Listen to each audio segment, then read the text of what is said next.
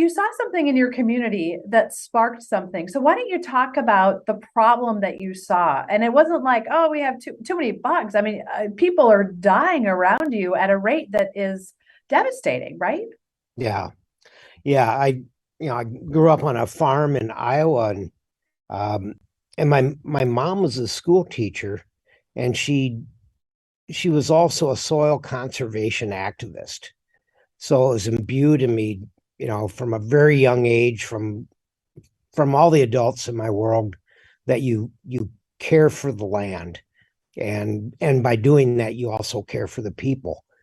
And I watched my dad and my grandfather and a lot of the farmers I worked for in the summers die of cancer one after the other. And if the prostate cancer rate in my home county is many times the national average. And I lost a very dear aunt to cancer. And the research I've done shows that, the women in that traditional role of farm wife were also exposed just by doing the laundry and, being out in the environment. So I mean, it was just everywhere. And then about 3 years ago, there were 7 kids in my family, and my brother Pat, the only one of us that went into farming, died of cancer. And there are other contributing issues with all of these people, I believe, but there's that underlying issue of the ag chemicals and the misinformation campaigns that people are subjected to about the toxicity of these products. And And so then when you years, were, sorry to interrupt you, when you were yeah, growing up, for people who may not be, as familiar with agriculture, and you're growing up in, I don't want to assume your age, but in like talk about what time frame this is. And because I think it's, we see, you drive by a field and you see these giant machines, and so you think, boy, how could someone be touching the whatever they're putting on the field? Because there seems, they're in a big case and they look very safe and protected. So for folks that aren't familiar with how farming has evolved and how someone would actually touch and ingest these chemicals, talk a little bit about that, because I think there are folks who may have never even been through Iowa to see just the scope of the amount of agriculture and farmers and how many families are supported. Not that we don't all eat and benefit from their work, but the families that are literally in the dirt. yeah, and it the chemicals are usually mixed in a tank and then applied by a sprayer pulled behind a tractor, and it's being dispersed as almost an aerosol. And so if there's a gust of wind, this was in the late 60s through the 70s for me. I'm 63, and so we didn't have a cab on our tractors. Some of the other farmers did, but you'd see, good half of the people were farming without cabs on their tractors.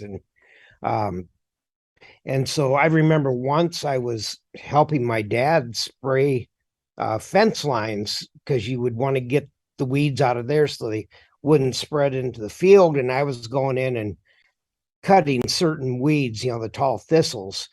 And then dad was coming up, and I'm like, 50 yards ahead of him. And this big gust of wind came up, and I was just covered head to toe. And so who knows what damage that did. But and my dad says, go up to the house and change clothes and shower. And then I took those clothes and put them in the laundry, and then my mom, would do that laundry. And so it's just 3 people right there exposed. And I remember seeing a friend's dad mixing up the chemicals, and he had a big board that he was stirring the tank with to make sure it got mixed.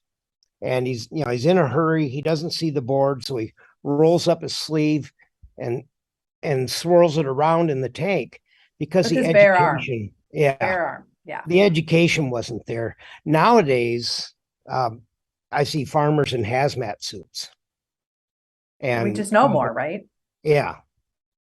And so this stuff, oftentimes it's applied with a surfactant that thins it so it can spread into the plants and more rapidly. And so it even goes in at a cellular level. And the surfactant is actually considered an inert ingredient. And many times, the research I've shown that it can be more toxic than the herbicide or pesticide that is being applied with.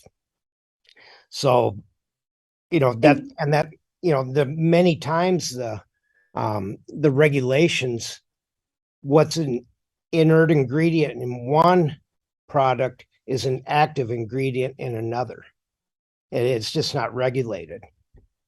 And your mother, I mean, she said she was a conservationist, at that time period, that must have been kind of an emerging study or an emerging field. So it must have been hard for her to have that education and have that belief system, and then see your dad and her children out with chemicals working the land. But at that time, there weren't conversations about organic or finding natural ways to treat pests, that kind of thing. Did she talk about that conflict that she had?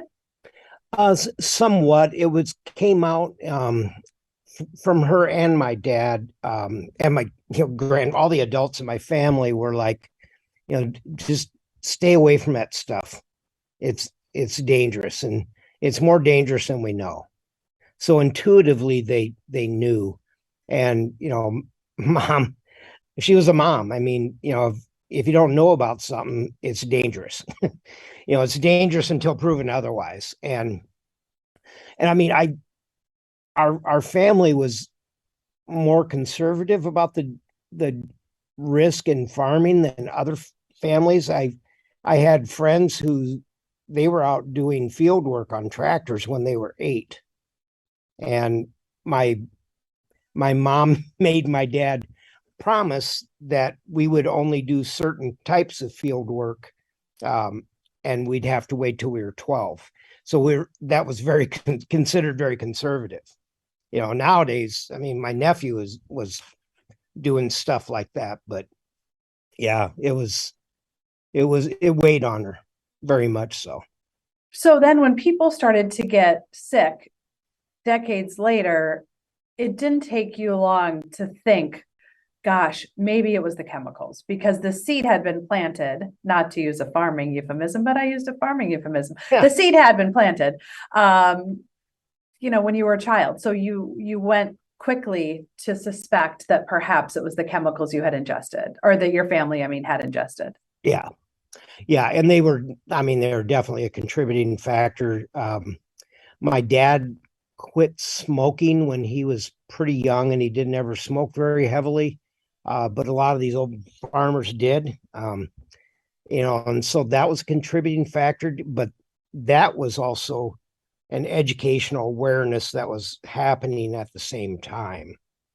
And so it's like all of a sudden we're finding out things that, they knew for decades that smoking wasn't good for you. They didn't let kids do it. So, and they didn't maybe know all the reasons why, but, old Joe down the road is coughing and has emphysema, and he smoked for years. So people make the connections. And I don't think there's anybody more wise or intuitive as a group as there are farmers.